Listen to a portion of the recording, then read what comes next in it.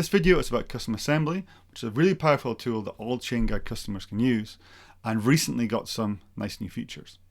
It's a way of customizing contents of Chainguard images to match your organization's needs without creating a Docker file or even running builds on your own infrastructure. You can select what extra packages you want to add to an existing Chainguard image, and Chainguard will take care of building and maintaining the new image. And that's a great way to create a curated set of images for your teams. With custom assembly, you're leveraging Chainguard's factory to build your own images. The factory is effectively Chainguard's crowning engineering achievement. It takes in thousands of open source projects, builds them into packages, and then turns those packages into containers and VMs.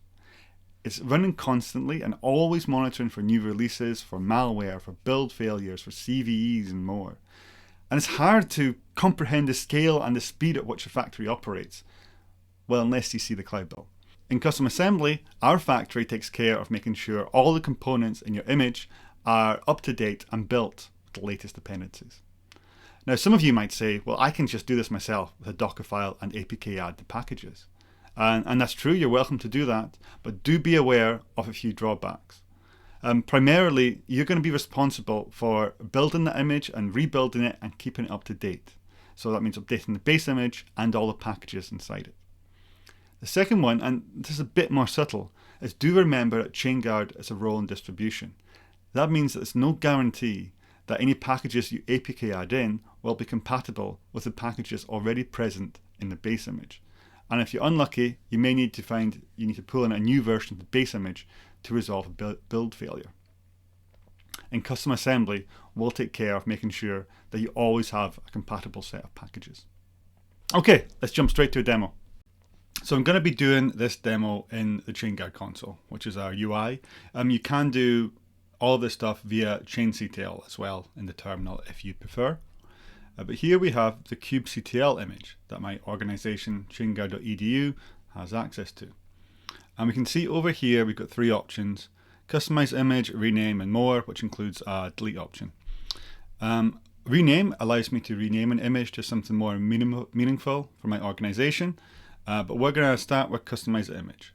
So let's imagine I have this kubectl image, just includes the kubectl client, but we want to add some more packages to help our team with debugging or whatever. Or maybe something that we want to use in an entry point script, for example. So let's add a JQ package. Let's add bash. I could also get bash from the -dev variant. In this case, we're just going to add it. And what else? We can add curl. Okay, so I've added these 4 packages and I'm going to click continue. And now I get this dialog here. This might be different if you've looked at custom assembly before. This is something we've been working on. So now we can create a new image rather than editing the existing image. So I'm going to create a new image and I'm going to go and call it kubectl custom. We're going to click preview changes. And we can see what packages we've added. And we get a couple of warnings. Do be careful about behavioral changes, and be especially careful if you're editing FIPS images to make sure that it's still FIPS compliant. Okay, let's click create. Okay, and this may take a few minutes for the build to complete.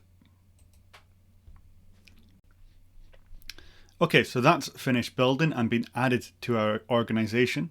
We can see that we've got all the various tags that are still supported upstream, so different versions here, including latest and latest dev.